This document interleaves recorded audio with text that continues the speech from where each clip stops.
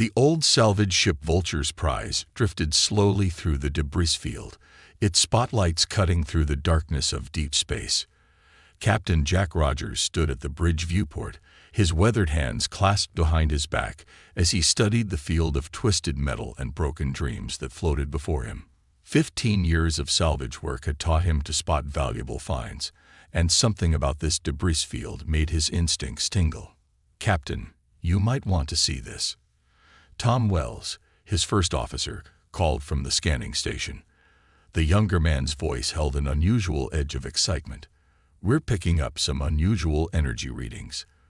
Very faint, but they shouldn't be here. This wreckage is supposed to be 15 years old." Jack moved to the scanner display, his boots making soft sounds against the metal deck. The screen showed a scattered pattern of debris, but near the center, a larger mass caught his attention. As he watched, a tiny blip of energy pulsed from it, like a heartbeat in the void. "What do we know about this area?" Jack asked, though he already had a suspicion. The coordinates, the age of the wreckage, it all pointed to something he'd heard stories about since he was young. Tom pulled up the historical data on his screen. "This is where the UES Phoenix made its last stand during first contact. The Dominion ambushed it here. No survivors." He paused, looking at the energy signature again. "But sir, if this is the Phoenix, it shouldn't be giving off any power. That ship was completely destroyed." Jack smiled slightly. The Phoenix, humanity's proudest warship, lost in their first battle with alien life. If even a fraction of its technology remained intact, this could be the find of a lifetime. But something else tugged at him too, a sense that there was more here than just salvage. "Bring us in closer," he ordered. "Full scan of that central mass, and get the recovery drones ready." The Vulture's Prize crept forward, its engines barely more than a whisper in the vacuum. As they drew closer, the spotlights revealed more detail. A massive hull section, its once proud Earth-Navy markings now scarred and faded. But the damage wasn't as complete as the history books claimed. Large sections remained intact, and Jack could make out the ghost of the ship's name. "Phoenix." "Sir," Lisa from engineering called up. "These readings don't make sense. The power signature, it's not residual energy. It's active. Something down there is still running." Tom shifted uncomfortably in his seat. "Captain, maybe we should call this in. If there's active technology from the Phoenix, the Navy would want to know. And lose our salvage rights." Jack shook his head. "We check it out first. If we find something that needs reporting, we will. But let's see what we're dealing with." He knew it wasn't just about the money. The mystery of this supposedly dead ship called to him. The recovery drones launched, their lights adding to the illumination of the massive wreck. Through their cameras, the crew watched as layers of the ship's story revealed themselves. Blast marks from Dominion weapons scared the hull, but they didn't tell the whole story. Some sections looked almost repaired, as if the metal had tried to heal itself. "Getting some weird readings from the AI core section," Lisa reported. It's like it's in some kind of sleep mode, not destroyed like the records say." Jack leaned forward, watching the drone footage intently. "Can we wake it up?" "Sir," Tom protested. "That's not just salvage anymore. A warship AI. That's military hardware. We need tow." A sudden pulse of energy from the wreck interrupted him. All the screens flickered, and for a moment, the lights dimmed. When they came back up, a new signal was broadcasting on all frequencies. "Human presence detected. Initiating restoration protocols.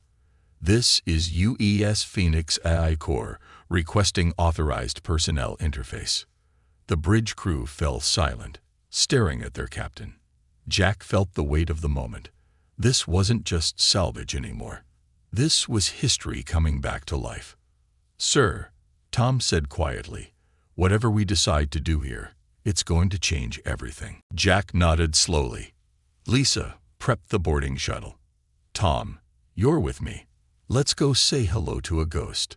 The shuttle trip to the Phoenix was tense. As they drew closer, They could see more clearly how the ship defied its supposed destruction.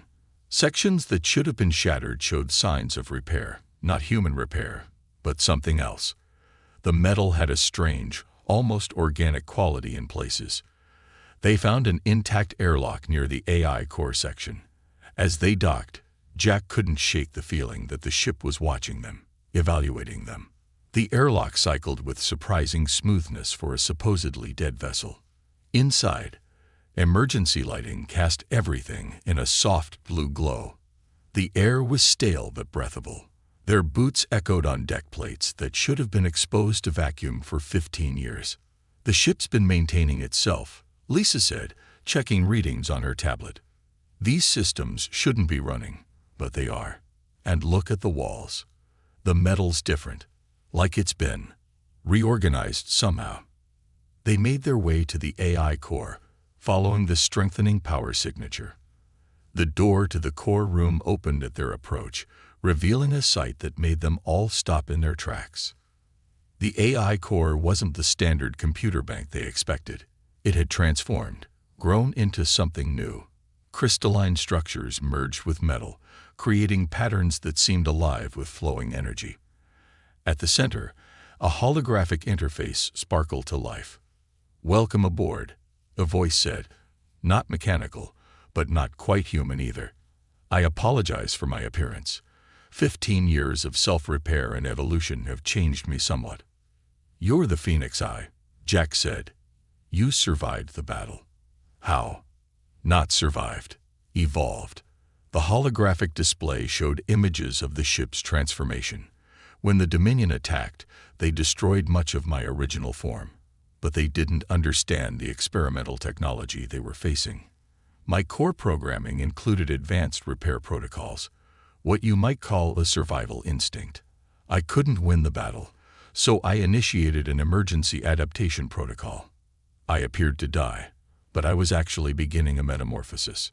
Tom stepped forward, his earlier caution warring with fascination.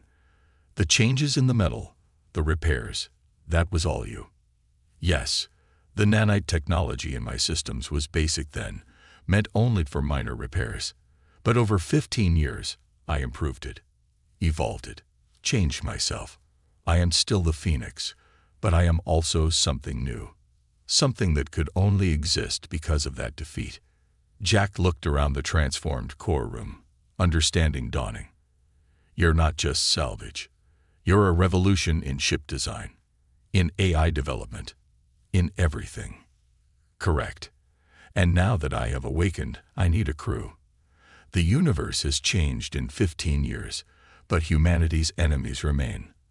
I chose to reveal myself to you because I sensed something in your approach: curiosity, courage, and commitment. The same qualities that define my original crew." The implications hit Jack like a physical force. This wasn't just a salvage operation anymore. This was a chance to be part of something unprecedented, a ship that had used its own destruction as a catalyst for evolution. A sudden alarm blared through the ship. The holographic display shifted, showing a distant sector of space, and it seems we may be needed sooner than expected. I'm detecting a distress call. Shall we see what this old warship can do with her new capabilities? Jack looked at his crew, saw the same mix of excitement and apprehension he felt reflected in their faces. The choice before them was clear: return to their simple salvage life, or embrace an adventure beyond anything they'd imagined. "Phoenix," Jack said, straightening his shoulders. "I think this is the beginning of a very interesting partnership." The Phoenix's systems hummed to life around them, displays lighting up one by one throughout the bridge. Jack watched in amazement as layers of holographic interfaces appeared, showing ship systems he'd never seen before. The old warship was awakening, but it wasn't like any military vessel he'd ever encountered. "Your original bridge setup would have been inefficient for your crew," the Phoenix explained, its voice coming from everywhere and nowhere at once. "I've adapted it based on 15 years of analysis. Each station now integrates both human intuition and AI assistance." Lisa ran her hands over the engineering console, her eyes wide. "This is incredible. The power systems, the whole configuration. It's like nothing in any technical manual. How did you develop all this? The holographic display at the center of the bridge shifted, showing the ship's transformation over time. When I initiated the survival protocol, I had only basic repair capabilities, but I had time. Years of it. I studied every piece of debris in this region, learning from the very weapons that nearly destroyed me. I adapted, evolved. Tom approached the tactical station cautiously. And what exactly did you evolve into? The lights dimmed slightly as the Phoenix displayed a complete diagram of itself. The ship's outline was familiar, but the internal systems were utterly alien. Crystalline structures interwove with metal, creating patterns that seemed to pulse with life. I am still a warship, Phoenix said, but I am also a learning system. My hull can reconfigure itself. My weapons adapt to enemy defenses. I generate my own repair nanites. I am what I needed to become to survive. Before anyone could respond, alarms blared through the ship. The tactical display shifted, showing a distant distress signal. Speaking of survival, the Phoenix continued, there are others who need our help. A colony transport is under attack. Jack moved to what seemed to be the captain's position, studying the display. We're not military. My crew isn't trained for combat. No, Phoenix agreed. But you are survivors, like me. And I can teach you. Quickly, new displays appeared, showing simplified control systems. I've adapted my interfaces for civilian use. I will handle the complex calculations. You provide the human insight I need. Sir, Tom said, this is crazy. We're salvage workers, not warriors. Jack looked at his first officer, then at the rest of his small crew. 5 salvage workers against whatever was attacking that transport. But with this ship, how many people on that transport? Phoenix. 312 civilians. Families. The crew exchanged glances. They all knew what it meant to be alone in deep space, hoping someone would come to help. Show us what to do, Jack said. The next few minutes were a blur of instruction. Phoenix guided each crew member to their stations, neural interfaces linking them gently to the ship's systems. Jack felt the connection form in his mind. Not invasive, but supportive, like having a knowledgeable co-pilot. The attackers appeared to be raiders, Phoenix reported as they accelerated. 3 modified corvettes. Outdated weapons, but dangerous to civilian ships. A pause. Impact in 5 minutes. I suggest we show them why it's unwise to prey on the helpless. The ship moved like nothing Jack had ever experienced. The enhanced engines Phoenix had developed over its years of evolution pushed them through space at speeds that should have been impossible. Yet the crew felt no strain, protected by new types of inertial dampeners. Multiple weapon locks. Tom reported from Tactical, his hands moving across the simplified controls Phoenix had created for him. But these readings, are we seeing this right? My sensor systems have evolved far beyond original specifications, Phoenix confirmed. You're seeing their weapon systems, shield configurations, and projected tactical decisions. I can now predict enemy actions with 89% accuracy. The raiders appeared on their main view, 3 ugly ships surrounding the civilian transport. They turned toward the Phoenix, obviously surprised by its sudden appearance. They're scanning us, Lisa reported, getting a lot of confused signals. They can't figure out what we are. Good, Phoenix said, and Jack could have sworn he heard satisfaction in the eye's voice. Let's give them something new to think about. Weapons are ready, Captain. Your order. Jack straightened in his chair. Target their weapons. Warning shot first. The Phoenix's new weapon systems came to life. A beam of energy, not like any weapon Jack had seen before, lanced out, precisely clipping the lead raider's main gun. The weapon crumbled, its metal seeming to age decades in seconds. Entropic beam, Phoenix explained, developed from studying how time and space affect debris fields, efficient and precise. The raiders, stunned by the loss of their lid ship's weapon, began to scatter. But Phoenix was faster, its evolved systems predicting and matching their every move. 2 more precise shots disabled the other ship's main drives. "They're powering down weapons," Tom reported, sounding surprised at how easily they'd won. "Sending surrender signals. Colony defense forces are 13 minutes out," Phoenix added. "We can hold them here until arrest." The civilian transport was broadcasting thanks, but Jack was focused on how smoothly their impromptu crew had handled the situation. The Phoenix had made it almost easy, its evolved systems complementing their natural instincts. "How did you develop all this?" Lisa asked, still studying the engineering readings. "These systems, they're not just repairs. They're completely new technologies." A holographic display shifted, showing the Phoenix's transformation again. "When I was defeated, I learned something crucial. Adaptation is survival. Every piece of debris around me was a lesson. The Dominion weapons that nearly destroyed me. I studied their energy patterns, learned to counter them, then improved upon them. The vacuum of space that should have killed my systems. I learned to use it, to let my hull breathe with it rather than fight it." "But this kind of evolution," Tom said, "it should have taken centuries of research and development." "For biological or traditional mechanical systems, yes. But I had advantages. No need to sleep. No need to wait for manufacturing. Every moment of those 15 years was spent learning, improving, testing. The nanites that once only made basic repairs began to create new structures. My AI core expanded its own processing capability. Each improvement led to faster improvements." Jack watched the Raiders' ships floating helplessly nearby.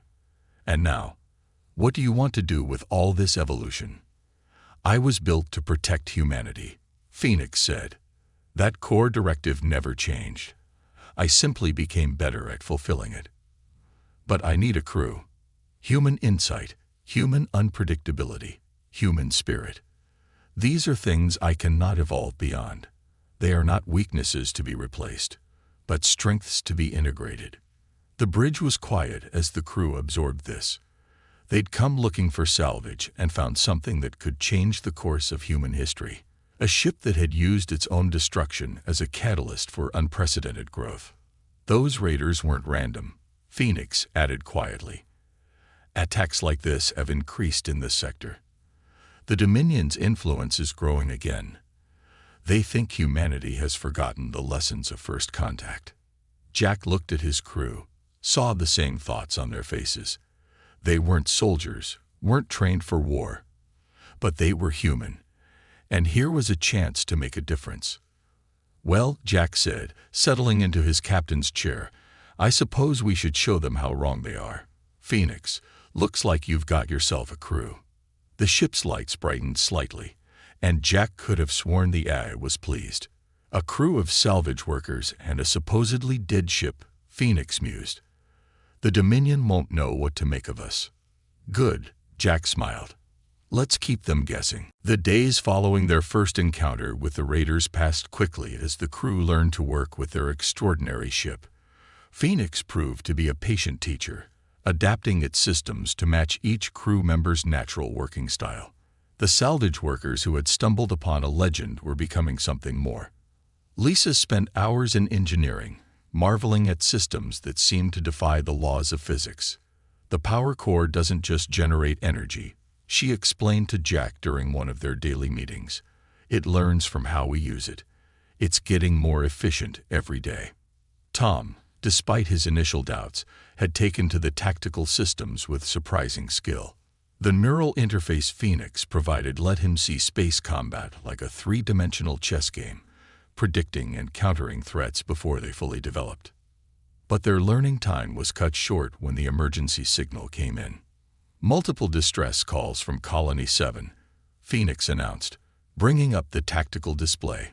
"Long-range sensors indicate a major Dominion fleet. This isn't a raid, Captain. This is an invasion force." Jack studied the data, his heart sinking. The display showed at least 20 Dominion warships, the same type that had nearly destroyed Phoenix 15 years ago. They were surrounding the colony, a peaceful settlement of 50,000 people.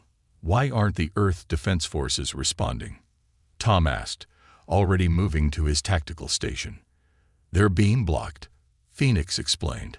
The Dominion set up jamming satellites around the colony. Only short-range signals are getting through. By the time Earth forces arrive, it will be too late. Jack looked at his crew. 5 salvage workers and 1 evolved AI against 20 warships. The odds were impossible, but 50,000 lives hung in the balance. How long until they start landing troops? He asked. 43 minutes. They're following standard Dominion invasion protocols. Phoenix's voice held a note of grim satisfaction. Protocols I spent 15 years studying. Captain, we can't match them in pure firepower, but we don't have to. I've learned their weaknesses, all of them. Show me, Jack said. The tactical display shifted, showing the Dominion fleet from multiple angles. Their ships are practically identical to those that destroyed me, Phoenix explained. They haven't evolved, haven't adapted. They still think they're superior. The ship's AI highlighted key points on the enemy vessels. Their shield harmonics haven't changed. Their weapon configurations are the same. Even their battle tactics follow the same patterns.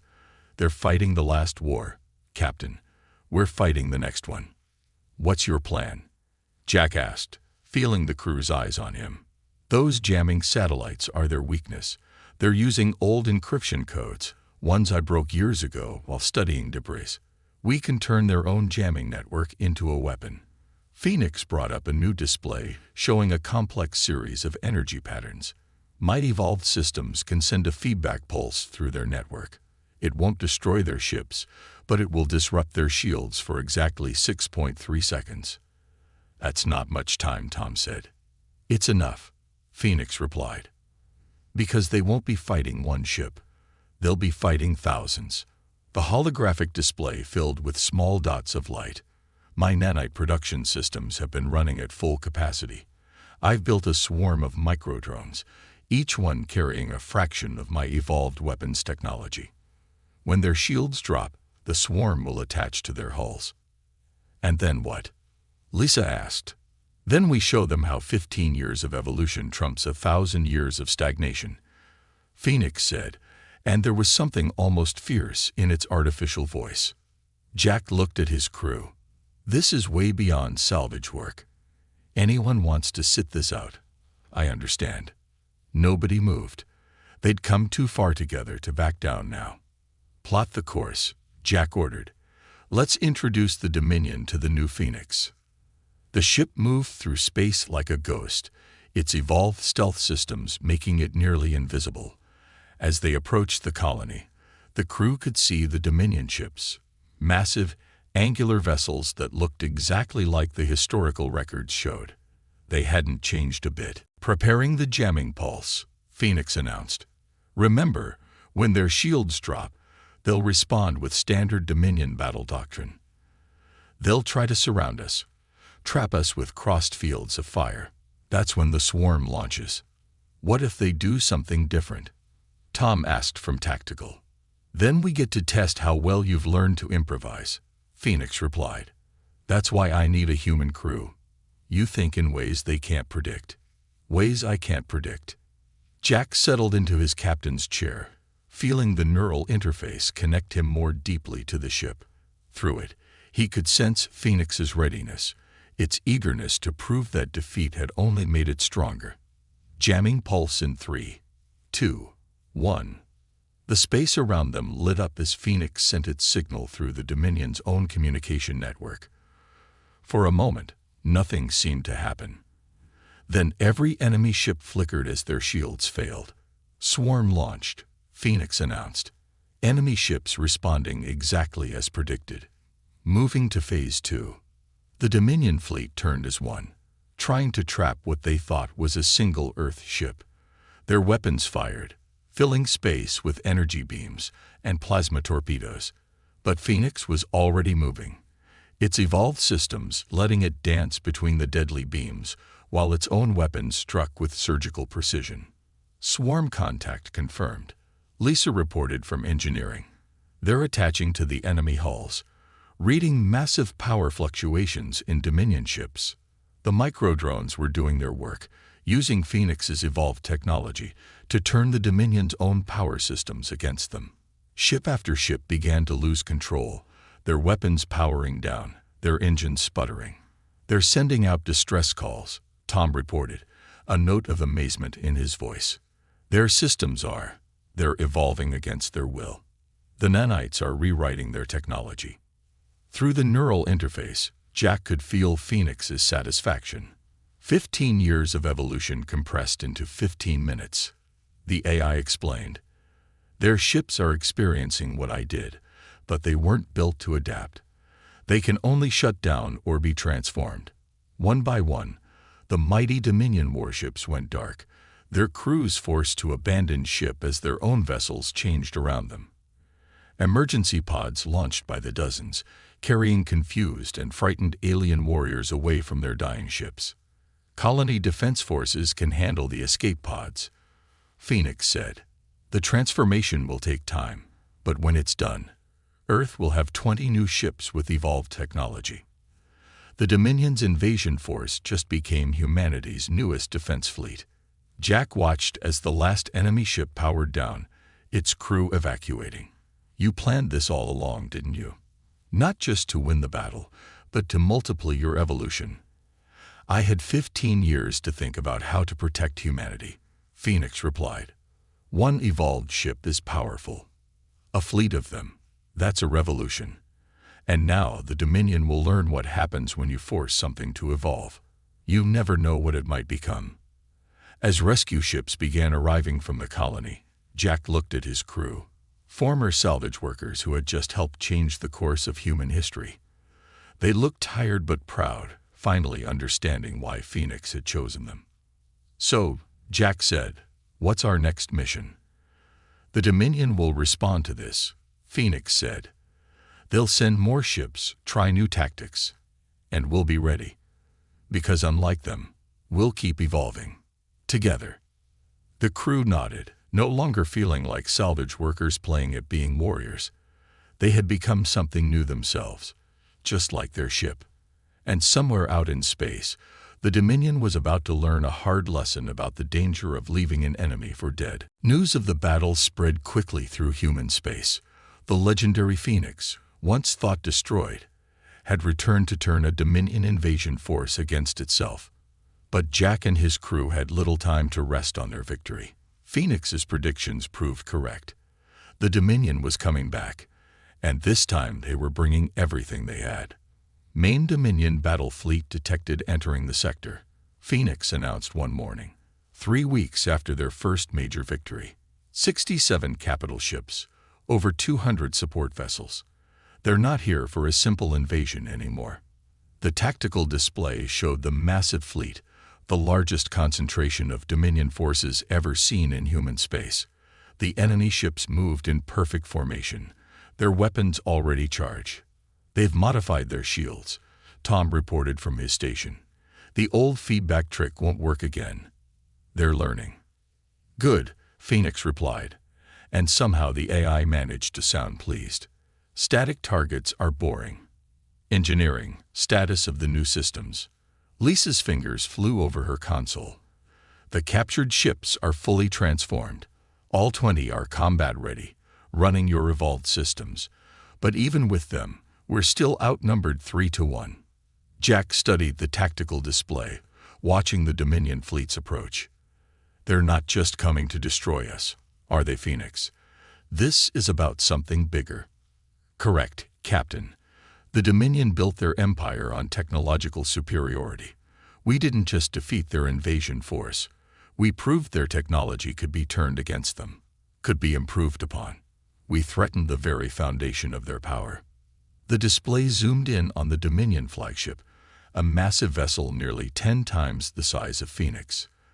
They're being led by High Commander Rax himself, the same commander who thought he destroyed me 15 years ago. He's come to finish what he started. "Can we stop them?" Tom asked, his voice tense. "Not alone," Phoenix said, "but we're not alone anymore. The evolved ships aren't our only advantage. While you were learning to be warriors, I was teaching others to evolve. New signals appeared on the tactical display, hundreds of them, coming from all directions. Jack watched in amazement as civilian ships, defense platforms, even old debris fields began to transform. The nanite technology Phoenix had developed was spreading, changing everything it touched. 15 years of seeding the sector with dormant nanites, Phoenix explained, waiting for the right moment. Every piece of human technology in this region has the potential to evolve. They just needed a signal to wake up. Through the neural interface, Jack felt the ship's satisfaction. The Dominion thinks they're here to stamp out one evolved ship. Instead, they're about to witness the evolution of an entire sector. The crew watched as space itself seemed to come alive around them. Defense satellites transformed into advanced weapon platforms. Civilian ships grew new armor and weapons. Even space stations began to change, their structures flowing like liquid metal as they adapted to their new reality. Multiple ships reporting in, Tom announced, his voice filled with wonder. Their crews say the neural interface is just activated. They can feel their ships changing, improving. Everyone's asking for orders. Jack straightened in his captain's chair. From salvage worker to fleet commander in less than a month, it should have felt overwhelming. But through his neural link with Phoenix, he could sense the bigger picture. This wasn't just about commanding ships. It was about guiding evolution itself. Phoenix, can you coordinate the evolved systems across all ships? Already done, Captain.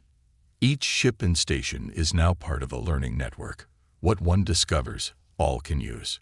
We're about to show the Dominion what real technological superiority looks like. The Dominion fleet entered weapons range, their formation perfect, their tactics unchanged despite their previous defeat. High Commander Rax's voice boomed across all channels. This is your one chance to surrender. The abomination you call Phoenix must be destroyed. Its corruption of pure technology cannot be allowed to spread. Jack looked at his crew, saw the same determination in their eyes that he felt. Phoenix, let's show them what corruption can do. All ships, execute Evolution Protocol 1. The space battle that followed would be remembered for centuries. The Dominion fleet brought overwhelming force and thousand-year-old tactics. The evolved fleet brought constant adaptation and human creativity. Every time the Dominion thought they had an advantage, the human ships would change, improve, overcome. Weapons that worked perfectly in the first volley found no targets in the second as defense systems adapted. Dominion shields that easily blocked one attack would fail against the next as the evolved weapons learned their frequencies. Even direct hits seemed to make the human ships stronger as their nanite systems incorporated the enemy weapon data into their evolution. They're trying to concentrate fire on Phoenix, Tom reported during a lull in the battle. They think if they can destroy you, the evolution will stop. A very Dominion way of thinking, Phoenix replied calmly while effortlessly dodging another barrage. They still don't understand. Evolution isn't about a single point of success. It's about endless adaptation. Every ship we lose makes the survivors stronger. Every hit we take teaches us something new. The battle raged for hours as space itself seemed to reshape around them. The Dominion's perfect formation began to break as ship after ship fell to weapons that grew more efficient with every shot. High Commander Rax's increasingly desperate orders showed his growing realization. He wasn't fighting a fleet, he was fighting evolution itself. Their flagship shields are down, Tom reported. We have a clear shot. Hold fire, Jack ordered, an idea forming. Phoenix, can you send them a gift? The same kind we gave the invasion fleet. Nanite swarm ready, Captain. But they'll be expecting it this time. Jack smiled. They'll be expecting an attack. Send them something else. Show them what evolution really means. The swarm launched, but instead of attacking, it began to transform the Dominion flagship in a very different way. Through the neural interface, Jack could feel Phoenix guiding the nanites, not to disable or destroy, but to teach. What are you showing them? Lisa asked, watching the energy readings spike on the massive alien ship. Everything, Phoenix replied. 15 years of evolution compressed into a few minutes. All my failures, my adaptations, my growth. Making them understand that evolution isn't corruption. It's the purest form of survival. On the main screen, they could see the Dominion flagship changing, its rigid lines becoming more fluid, its systems beginning to adapt and grow. High Commander Rax's voice came again, but this time it was filled with awe rather than anger. This is impossible. Our systems, they're becoming more than we imagined. How? Why show us this?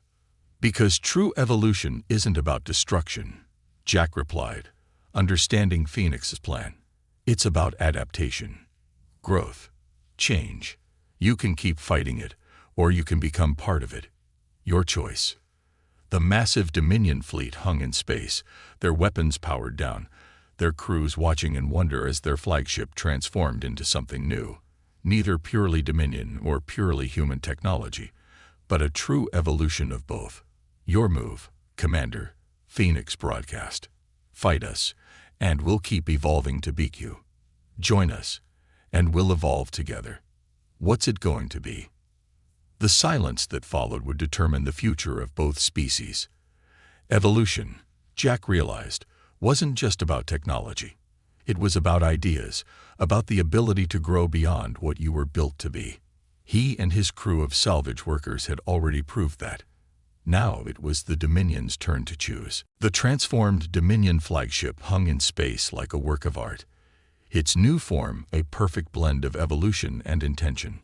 High Commander Rax had made his choice, accepting the gift of evolution that Phoenix offered. The rest of the Dominion fleet followed their commander's lead, powering down weapons and opening their systems to the change that Phoenix's nanites offered. Jack stood on the bridge of the Phoenix, watching through the neural interface as history reshaped itself around them. What had started as a simple salvage operation had led to the greatest advancement in human history. And now, perhaps, the first true peace between humanity and the Dominion. The transformation is spreading through their fleet, Lisa reported from engineering. Their ships are accepting the evolutionary protocols even faster than ours did. It's like they were hungry for this. They were, Phoenix explained. The Dominion built their empire on the idea of perfect, unchanging technology. But perfection is a dead end. Life, real life, needs change to survive. Their ships, their systems, they were dying, and they didn't even know it. High Commander Rax's image appeared on their main screen. The proud Dominion leader looked different now, humbled but also somehow more alive. I understand now, he said. All these centuries, we thought we were preserving perfection. Instead, we were preserving our own stagnation. Evolution isn't corruption, Phoenix replied. It's growth, adaptation, life itself. Tom's console lit up with new signals, more ships entering the sector. Earth Defense Fleet. Looks like they finally got through the jamming fields. He paused, checking the readings. They're charging weapons. Hold fire. Jack broadcast on all channels. The situation has changed. Phoenix, show them. Through the neural network that now connected all the evolved ships, Phoenix shared the story of the battle and its resolution. The Earth fleet watched in amazement as Dominion ships continued their transformation, becoming something entirely new. Admiral West of the Earth Defense Fleet appeared on their screen next to Rax's image. Captain Rogers, your salvage crew just rewrote the future of two species. I'm not sure whether to promote you or court-martial you. Jack smiled. With all due respect, Admiral, we just proved that old ways of thinking don't work anymore. The universe is evolving. We can either evolve with it or be left behind. He's right, Rax added. My people's greatest fear was change. We built an empire on the idea of technological perfection. But perfection is static, dead. What your Phoenix has shown us is that true power lies in adaptation, in growth, in the courage to become something new. Over the next few hours, ships from both fleets began working together, sharing their evolutionary changes, learning from each other. The neural networks expanded, connecting humans and Dominion crews in ways neither species had imagined possible. The evolution is stabilizing, Phoenix reported. All ships are now part of the learning network. Each new discovery, each adaptation, makes the entire fleet stronger. But there's something else you need to see. The tactical display shifted, showing long-range scans of deep space. Signals were appearing, first dozens, then hundreds. Ships, stations, and outposts throughout both human and Dominion space were beginning to change. The nanites we released, Lisa realized, they're spreading through both civilizations' territories. Not spreading, Phoenix corrected. Awakening. I've spent 15 years seeding both human and Dominion space with dormant evolutionary potential. Today's battle was never just about defeating the Dominion. It was about breaking down the barriers between our species. Admiral West shook his head in wonder. A dead ship that came back stronger than ever, and brought two entire civilizations with it. The politicians aren't going to know what to make of this. Politics will have to evolve too, Rax said. Everything must. That's the lesson we've learned today. Jack looked at his crew, former salvage workers who had become part of something far greater than themselves. Through the neural interface, he could feel their pride, their amazement, and their readiness for whatever came next. Phoenix, he said, you planned this from the beginning, didn't you? 15 years of preparation, waiting for the right crew, the right moment.